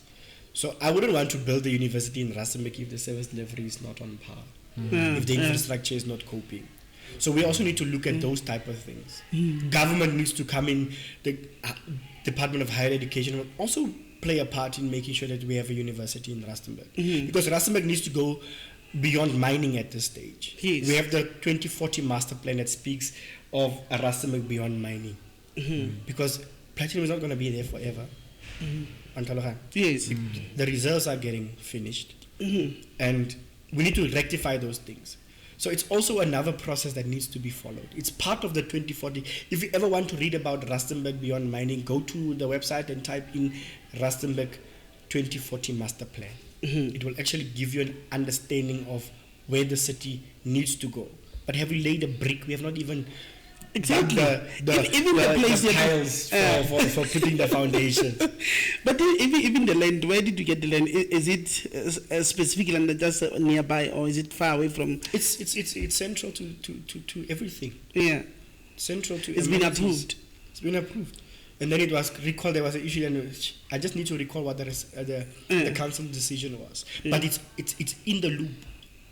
It would be nice to have a university, because then you're able to see that we need to build more accommodation, student accommodation, which also brings money into the city. Generate the economy there. The Yes. economy is that now you need to build more entertainment areas. You need to build more road infra. The city needs to get there. Guys, we are very far from where we are supposed to actually be. Like the road of Letabong. Let me touch something. Let me touch on something of Letabong. When I became a councillor in 2015, up until this day, that road is not proper. That road should have actually been upgraded from the Kanana Circle all the way to Letabong. That road should have actually been a So it was highway. approved to be fixed. It's part of a master plan. But do we have budget? Let's go have intergovernment relations and tell province, this is the road we need, man, implement this road. Because once you start building a road, you can actually build a mall in Letabong. Letabong is big enough. So we need those type of things. We need dynamic thinkers in council. We don't need people who want to just enrich themselves. We need people that are dynamic thinkers and people that think for the future. So once we have people that thinks for the future, we'll be able to see these key projects upgraded. Remember the road coming from Bapong going to Sun City is part of a key tourist attraction road, because it goes to Sun City and Pilansberg airport, as well as the Pilansberg nature reserve. So those are the things that we need to say, that these roads needs to be upgraded. Important key roads. Yeah, but this is not happening. No, it's not happening. It again comes to the fact that we need dynamic thinkers, people with vision, people with a taste for life, which we don't have at this stage. But it's just worrying, because we're talking of roads, and I've been to a place several times, Mawar, to the Tapong, and it's disappointing. It is disappointing. And then I'm not saying it's far from Rasta, but even when you go to Sunrise, just look at Sunrise inside. The road that goes from Ramuchana side, that road needs to be upgraded, because it goes to Sunrise View and Sunrise Park. It goes even then to the shopping also complex. have to look at the road that needs upgrading at Boputatwana Road, and you turn left at Meriting and you turn right to Boitiko. Exactly. Those roads are key routes that need to be upgraded already now. It should have actually been there in place, so that it can actually transport goods into the community, transport people to and fro from work. We don't need to travel from Boitukong, the extension Mang to go to Boitukong Mall. We should have had a proper complex mall or whatever inside Boitukong. You even watch your Boitukong Mall. there's only one entrance from your left when you go to your R510. So when you are that side, the other side inside in extension 13, you can't get there when it's wet. When it's raining, you can't get there. Because the road that leads to that entrance is very muddy. You see, another thing is that municipal infrastructure grants speak to these type of things. Yeah. We need to upgrade those type of road infrastructure. Did we? We didn't. But why? What is it about municipalities saying we need to every time, or we'll have to, like you are saying, master plan, this plan. Those the IDP, the master plan, those all each other actually complements one another. We know exactly what the needs of the community is. We need to get the funding to make it happen. We also need to make sure that our administration is strong enough to make these things happen, but it's not.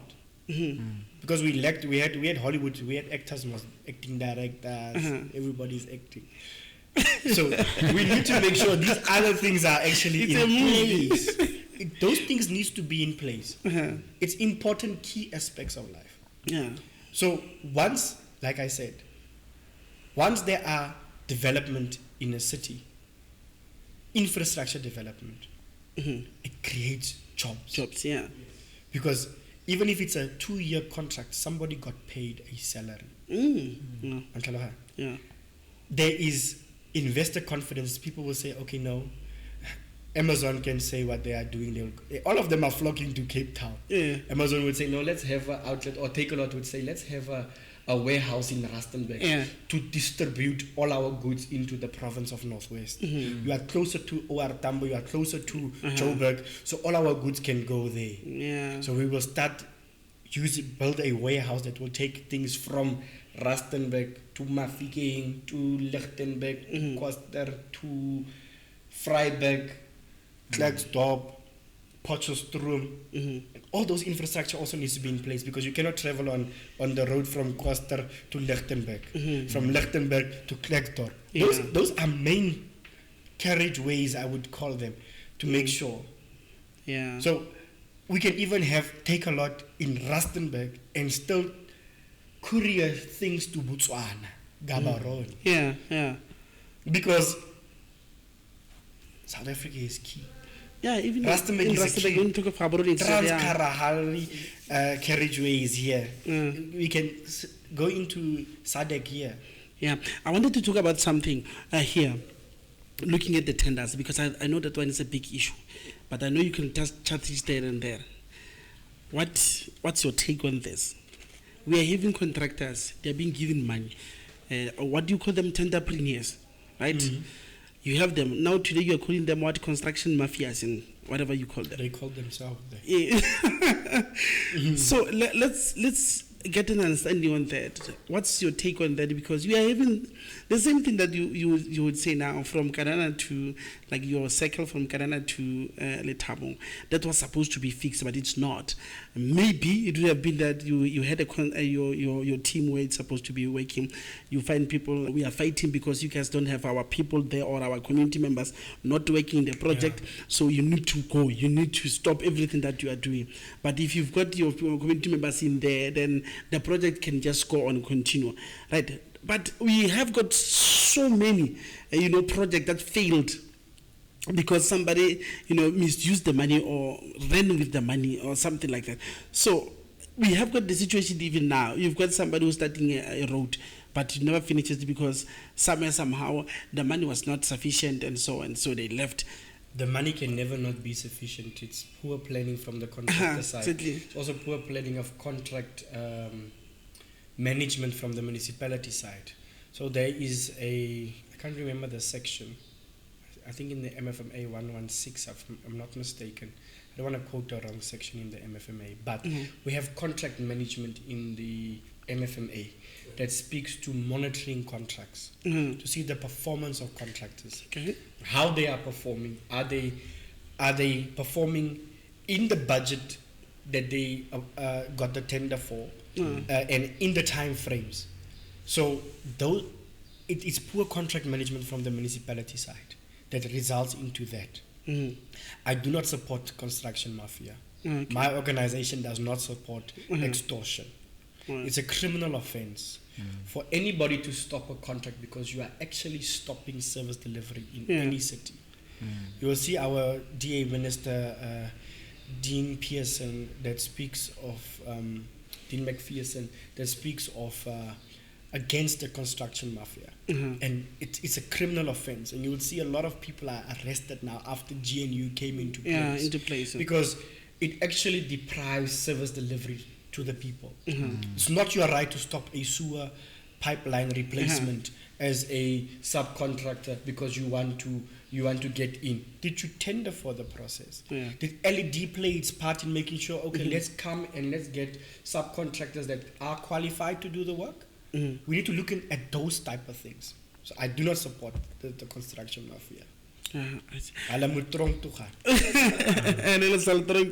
you cannot imagine spending 100 million rand on a water project that's supposed to give a community water, and it's delayed because some comrades or some business, I don't want to even say comrades, some business mafias want to get their hand in the cookie jar. They want to take that marshmallow because it's the last pink one. You understand what I'm saying? So it doesn't work that way. And I also think it's government's failure because they have not upskilled many contractors through local economic development. And not all of us can get a tender from government. That's what people also need to understand. Not all of us can be businessmen and women.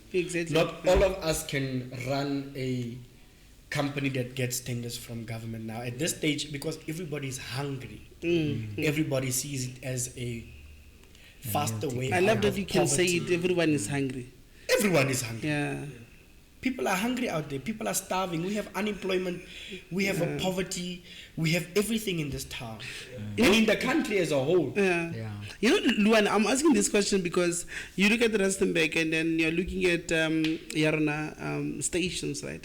So they were given budget for that. They given money for that. You know, somehow it was approved and everything. So everything was, you know, in place, like you're saying. But it's not happening. You go to the end of what Kanana there, it's where it's end, right? But there's nothing absolutely, because even if you use the Sotrachens road, the contractors that built the stations messed up. They messed up, and where are they now? The money and everything. SIU, there's actually a forensic investigation that actually gives the SIU and the Hawks the arm to say investigate and arrest, recuperate our money. Who benefited from this? 4 billion rand later. Who benefited from this? Projects are not complete. Service delivery was hampered. Talking of complete is something different, but even the material being used to build all these, what do you call them, bus stops or whatever? Bus stops. Bus stations. Because they are fully, you've seen them. We've seen it in the media. There was the one at R104 that, how can we call it? That collapsed. The concrete slab. That concrete slab is moving a few centimeters every year. If they continue building those bus stations, and I'm warning the government, they continue building those stations or completing them with those roofs on top, they need to bring that report to council that speaks of what the engineering report says about those slabs, how they are moving, and how is it safe for future use. Because imagine all of us are now not longer using our cars. We are going to the bus station, R104. I'm sitting there at Forest Street waiting for the bus. 10 years from now, and that roof collapses on my 42-year-old face. And many other residents will die because of that. So they need to literally demolish the entire bus stations that has those concrete slab roofs and rebuild proper bus stations. I'm actually going to write a letter. I must remind myself when I get home to ask the portfolio committee to look into the matter. You know, it's important. It's very important. I know we've got a lot to talk about. Luan, let's get to you now, heading that what, right? You've got areas, and then these are almost locations, and some of them are getting this informal settlement. They are getting bigger in Rustenburg. And I don't know, rating yourself, because I asked you about what did you do for them. Then you talked about bringing emails, sending emails, and then, you know, our mayor knows about it. We talked about this, but it's not happening, right? Give me about 3 of them that you said, no, we wanted this to happen to the community. This I wanted. let's exclude water, let's exclude electricity. What are those three? To say, I've been writing about these things, and they're not happening to my what? Okay. One of the important things that I have written and I've been fighting for is to make sure if the land is suitable for human settlements, formalize. Oh, yes. Yes. So I've been fighting, it's been a constant fight for, even prior to when I was not a ward councillor, to say if the land is suitable, let's formalize. There's no problem. But we all know that certain portions of land is not suitable for human settlements because people are literally digging through a foundation of a house and going into the mine. Yeah. So there's a map that actually states that a blue area where the current area where mushrooming has taken place is not suitable for human settlements because it has mining rights and it has already undermined. So I've written to the mine, I've written to the municipality, I said, guys, can you explain to us the depth below surface level where the mine has already undermined? Because according to law, you need to be at least 150 meters below surface level. And what we understand is some areas are already 20, 30 meters below surface level, already undermined because they took out the chromite. Yeah. So when you put weight, you will create sinkholes. Yeah. It's a danger for everybody staying there.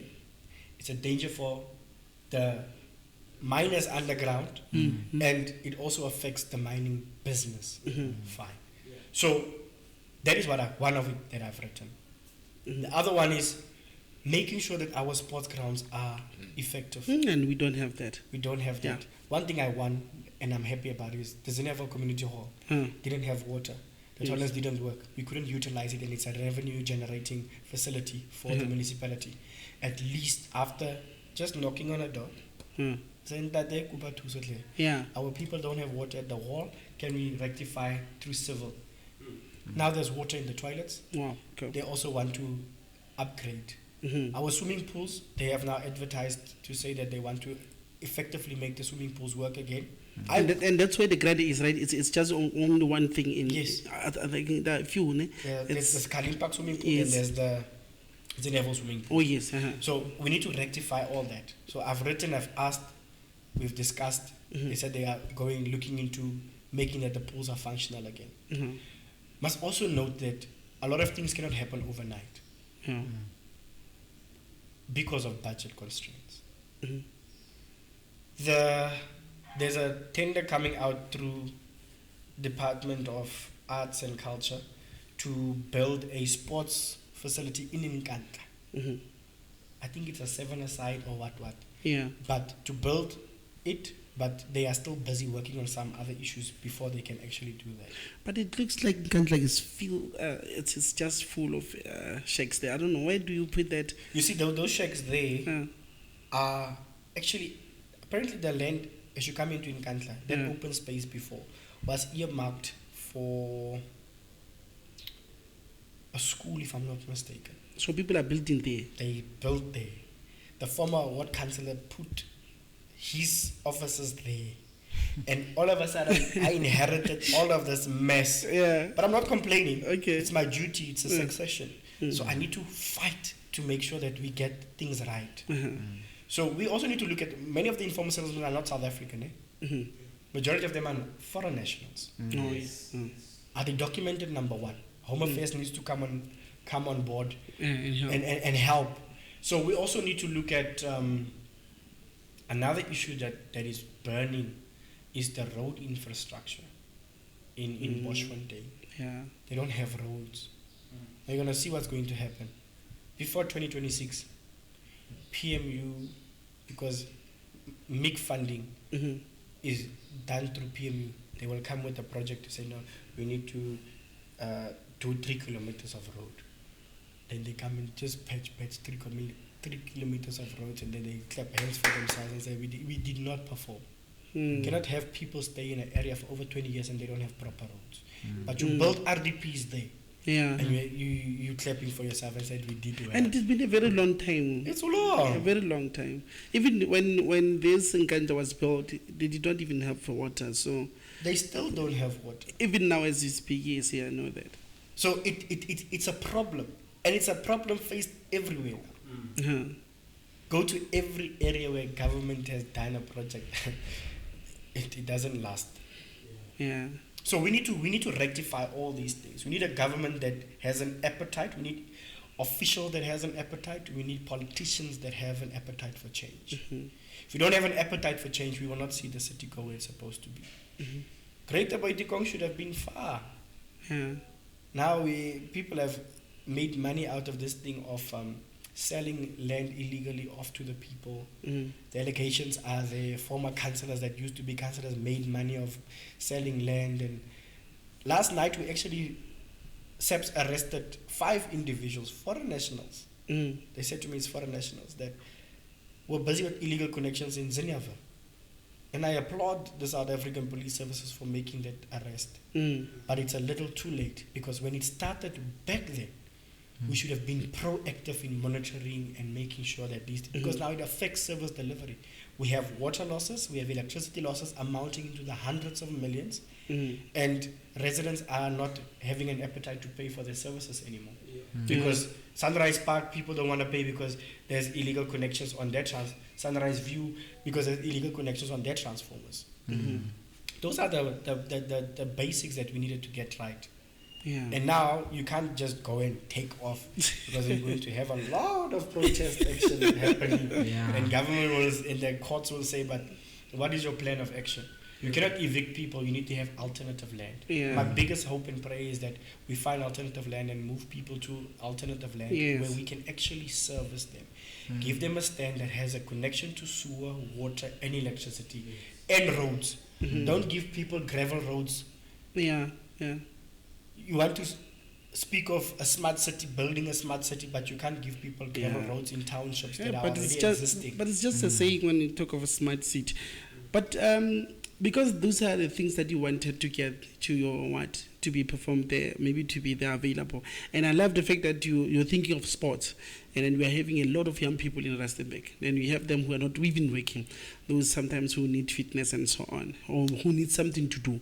Because when you go to these places, you find crime is just high, drugs being used, so it's a lot, right? Yourself, can you say I've failed my community there and there? Can you say that? I can say that, because the plans I have or still have, because my term is not finished, the administration is failing me, and it reflects bad on a ward councillor. It says now you fail. In this year, I wanted to make sure everybody have water. The second year must make sure that everybody has electricity that's uninterrupted.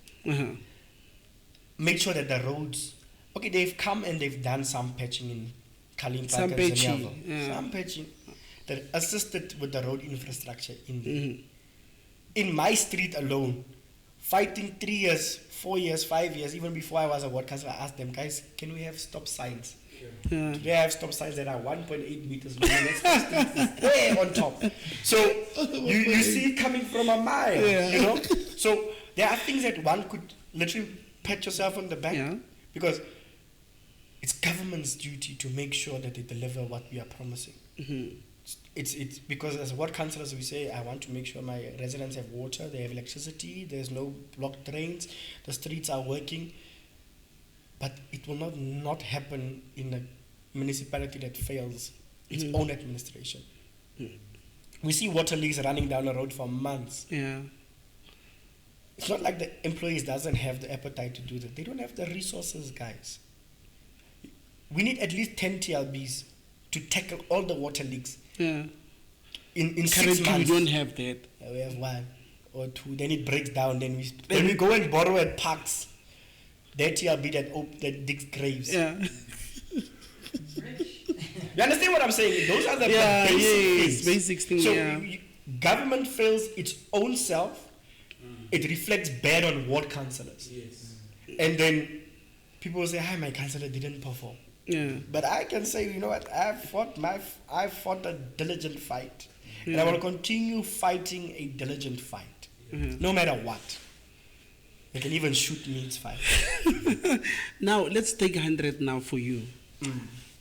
How do you rate yourself? You've pat yourself in some of the things that you've done in terms of, engaging in the issues and making sure that these issues are being addressed, right?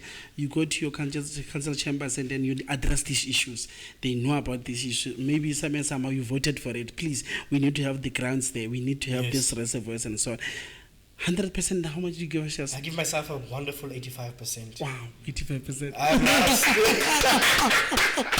I'll give myself a wonderful 85% because the efforts I've put in place and the work, my work speaks for itself. Now you're never gonna make everybody happy. Yeah.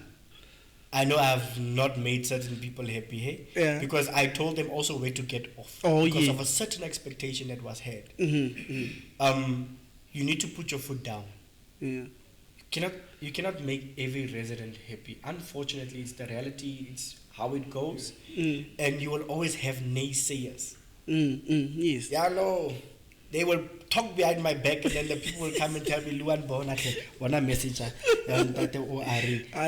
no accountability. Then I would say, nice, no accountability, wonderful. You know? Yeah. So in the end of the day, what we need to do is make sure that government works for the people. Yeah. Let the people govern. Yeah, while we are on that topic of accountability, so how do we as community members hold government accountable for their lack of service delivery and things of this? You need to form a good voice. Okay. Form a good voice and actually write to government. That we have courts that are in place. You can actually take government to court for spilling sewer into a clean water stream. And actually that's how through the courts you can hold government and its officials accountable. Politicians, you can hold them accountable. If we know that no one is addressing the sewage spillage in the Dorpspreid, which I'm currently pushing at a high level because of the Mafeking High Court order that went out for JB Marks, because the municipality is dumping raw sewer into Uuriki Dam in Promosa. Yeah, Promosa, yeah. And it's adjacent to, what is the other community next to Promosa? What's that? I don't remember the name, but I know the place. Yeah. Yes. Yeah. So, government has actually been taken to court through an NPO and said to them, you are dumping sewer, it's against the act, address the issue. I wrote a letter to the new director that came in. He was not even a week in, I already wrote him a letter. Yeah. Said to him, director, understand this, because I've addressed it with the I've addressed it with this unit manager. Now there's someone in office that I can actually have an engagement with, because the director reports to the reports to council, right? We appointed the directors as council, they must also report to council. So what happens is I said to him, sir, I give you 7 days to respond. I also quoted the judgment or the court order as a case study to say, according to this judgment in the Gauteng, the Mafeking High Court, we need to address the issue of the sewage spilling into the Dorpspreid. The Dorpspreid, I used to swim as a small child, 2002, 2004, Yeah. into the behind Zeneval, we would swim in that water. It was clear, pure water going in. Now we are pumping millions of liters of water into the Dorpspreid. I got a response yesterday to say, Councillor, these are the challenges we are facing, but by the 24th of October, we'll be able to give you a 24th of October. A proper feedback So of that means it's Thursday. as no didag. Yeah. So it says to me, these are what we have we analyzed, this is our challenges, these are how we're going to address the challenges, and hopefully we'll give you a proper feedback on the 24th of October. Ek wag. Now it's Wagner net. We have to wait because we are pumping millions of liters into the Kanana Dam. Yeah. Bosport water treatment works. All that sewer into the dam. It's a criminal offense. People can go to jail. So I said, okay, let me start the process from scratch. Right. If you are not doing this action, I'm taking this court order, I'm taking you guys to court. Wow. So the city is important to all of us. It should be important to everybody. People need to register to vote. Young people need to go out and register in their numbers and vote for a political party that actually wants to see change for the people. When you're talking of young people and you are young, and I was also worried about that because you talked about sports, and I was like, okay, sports. So this means it means somehow you are thinking for the youth. Is there anything that you are doing for the youth? Anything? anything that you are doing for the youth that you are leading, because you've got those areas that we talked about, including Nkandla and then Bosfontein and a part of Serraling, right? Serraling, yes. What are you doing for them? There's an NGO that operates as Do More Foundation. They actually, since my term started, we skilled in people. We brought in people to what we call take young people that are business minded and send them for skills development, further skills development. That is one of the projects that it's actually through my ward and through my ward committee, we've done that part. There's a guy that does that for the company that comes from my ward. So every time there's something, they would first look at the ward, and if you don't get anyone with that certain set of skill, we will then outskirt. I even had a lady that a company sponsored her industrial sewing machines. I think 10 of them. So that's part of what I've done. I put the ear on the ground, I connect you. Oh yeah. If I can connect you, I'll connect you. I don't interfere with the process. I'll say, he saws me, brother, he does one, two, help him, help him. So that's what we need to do. It's difficult. A lot of companies would say, we don't have anything for SMMEs. We don't have anything for the youth. We don't have 1, 2, 3. And it's always, what I've realized now also, it's a lot of, everything becomes political. Oh yeah. The ANC comes with their grouping. There's a lot of groupings. The groupings are so many. The EFF has their grouping. Everybody has their grouping. But the minute we start politicizing even an opportunity for someone to find jobs, then we will not give people jobs. But no, because you're talking about youth, let's just leave it there and say, okay, you're doing something there, then we are watching it. It's even if it's short course, they're helping. It's somewhere you get a skill and you go and you move, you take yourself up even there. the lady that has a beauty parlor in Kalim Park, she went for that skill thing. Oh yeah. They also assisted her. Let's go for a facial when we get time. Yes, man. Please, Pastor A and Mawarawara, be ready, guys. Councillor, let's look at this one. We were worried in South Africa now. Every time, I think this is an issue. It's a long-term issue where people would look at the 18 to 35, because we talked about youth underneath those years, right? Now, 18 to 35. We almost get there. Even now, we are getting that. What's your take on that? Because you are having people who are 35 or who are 36, who are turning 36, or who are even 37, 38. They don't have work. Like you are saying, it's too much. South Africa, we are not growing in the economy. You look at how they promise jobs and everything. We are not getting that. But what's your take on that? Because 35, I think, even though we calling them adults, but they are still young, they don't have work and everything, so they're sitting at home. You cannot sit and wait for government to give you a job. Yeah, you can't. An African says, you need back hands. Go and find something. You see what the foreign nationals came and did? They tapped into our informal tuck shop market. And they took them all. A multi-billion rand industry. Yeah, and they talked about it.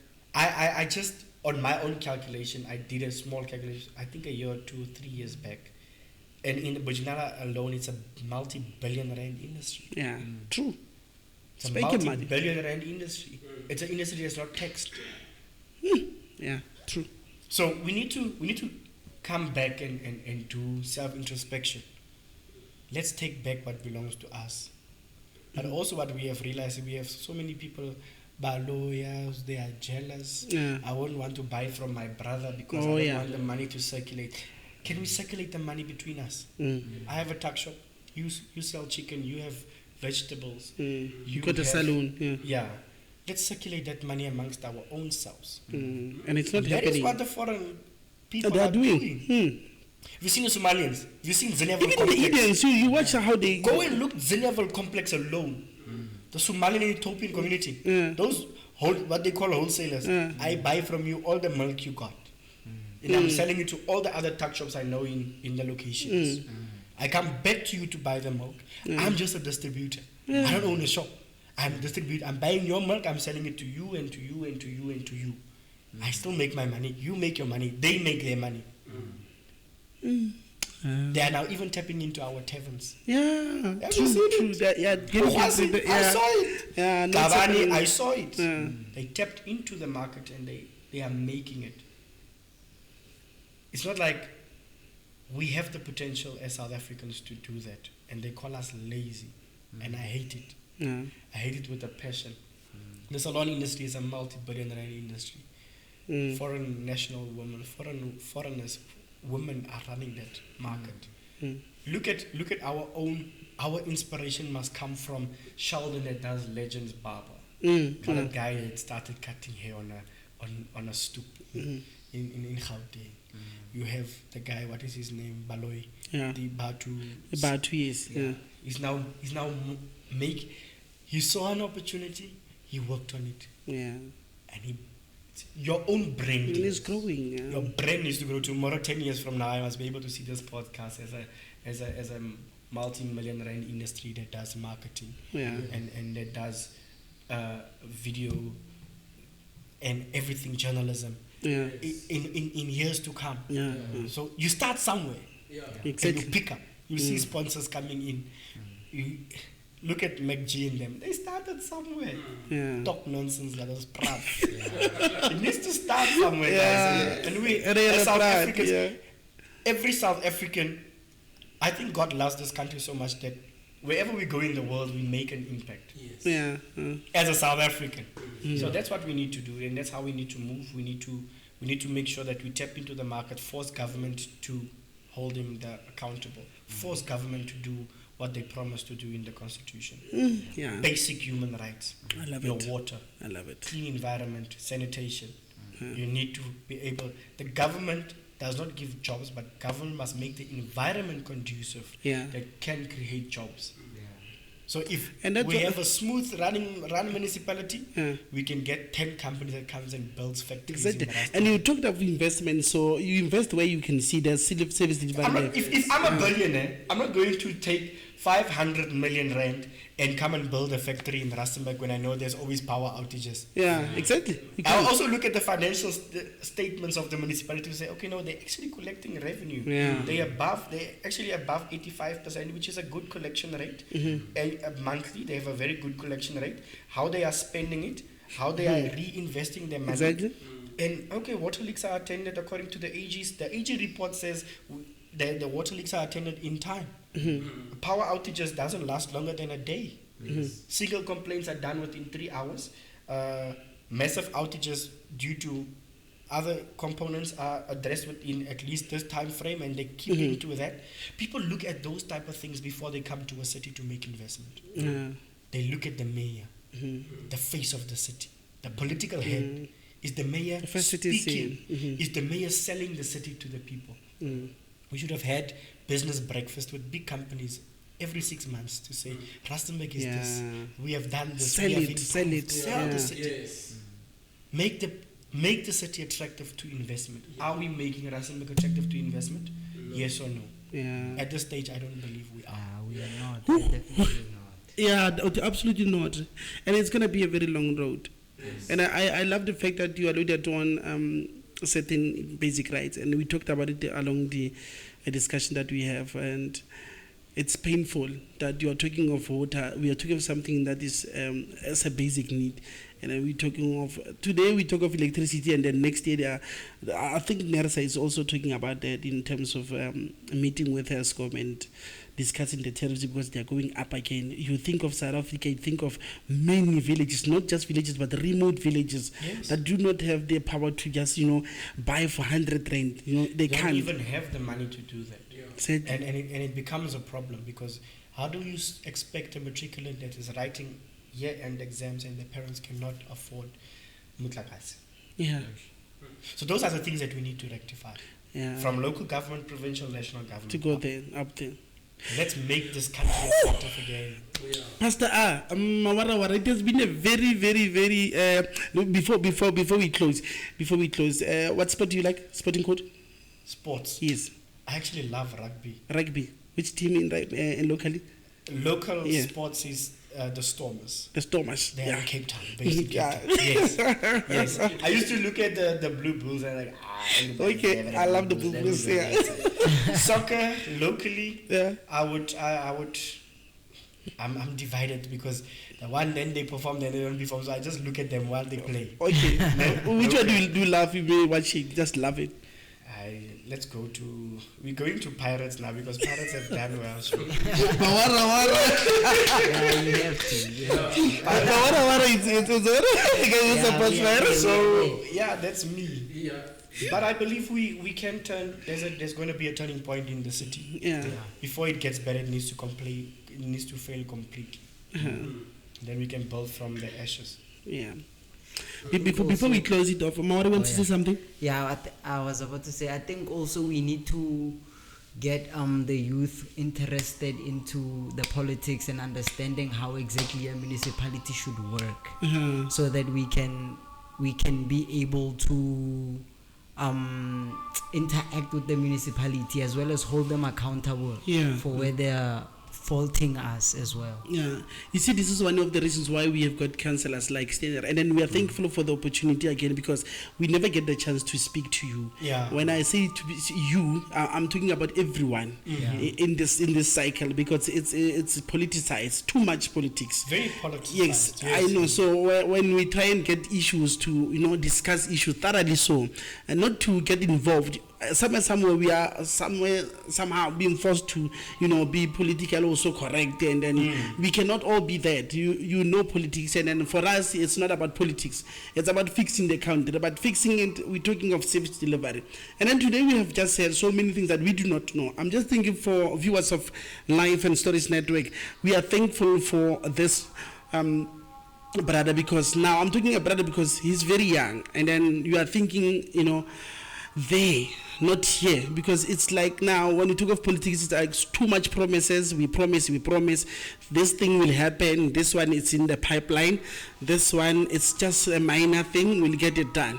So thank you very much for coming. And before we go there, please, I wanted you to just watch the camera, and then for those who are writing matric exams, because it's tough time, I don't know what worked for you when you were writing exams. Maybe you can tell them what worked for you, what did not work for you, and give them the message.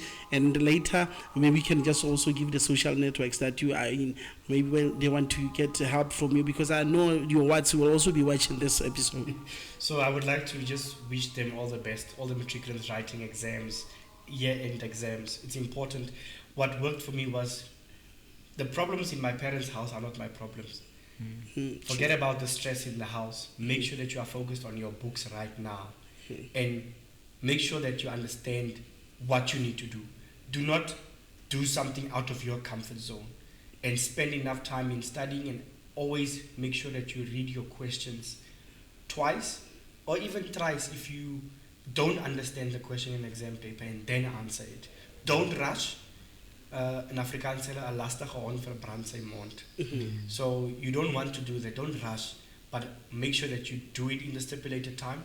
Make time to study, and always make sure that even if you don't make it this year, you are still young, you can continue next year.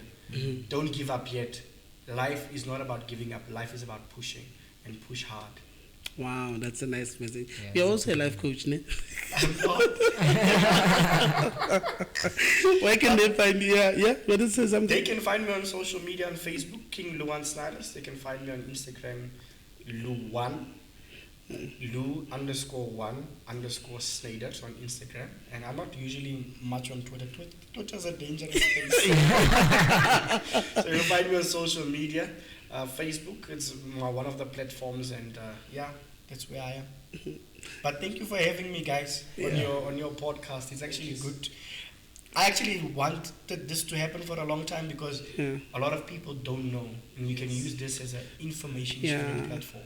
No, we do, and that's what we love, because we also make it different in that sense. Yes. It's not about talking, because you hear people talking, but we are not disputing others, but we are saying we need to make it that informative as well, because you brought us a politician and a very young one, but we wanted to start with your personal life, not being a politician, but somehow because it's your position. Yes. We also, we're thankful for that. You know why? It's because when people have got positions, somehow you talked about that. I was in this hospital and then I wanted to get help for this particular person, not for me. I did not even reveal that I was a counselor in Rustenburg. Yes. And then I know where to touch in terms of dialing and everything. So I know I can just dial On the now high and say pressure whether point. it's police, whether it's agriculture, whether it's health, whether it's education. So I know the ways of how to do it, the complaint and everything. But until you said, okay, please can I get an MC? You see now people are like jumpy and everything. Yes. So you see, we do not expect people who are in that position to be, to tell that position. That's when we wake up and say, okay, we need to respect them. I love the fact that you say, please let it not be that I introduce myself first and then that's when you can act. Yes. Let's do it for everyone. And those services are for South Africans and we are liable for that. So thank you very much for that. You are a champion. You keep on keeping on because I love the energy you have for politics. I'm not a politician myself, but you make me love it. The way you explained it, I get inspired, but I don't want to be a politician. So, everybody, please make sure you subscribe on YouTube. It's Life and Stories Network, and we've got. Just Twitter X, right? Yeah, X. It's X. Yeah. So you also get us there, and then our Facebook page is also Life and Stories Network. Please go there, comment and everything. You'll find the trailers. You'll find this episode will be there. This is informative so much that you need to watch. It's a need. It's not something like you want. It's just a need. You need to go and then watch it, and you'll learn a lot from it. And you've got your TikTok also. It says available, and then the WhatsApp number it's also there. Eh? Yeah, it's on the it's Facebook available. page. It's there. Yeah. So from me, Mulonta John Pelwane, better known as MJP. Ciao. And it was Mawara. See you on the next one. Thank you very much.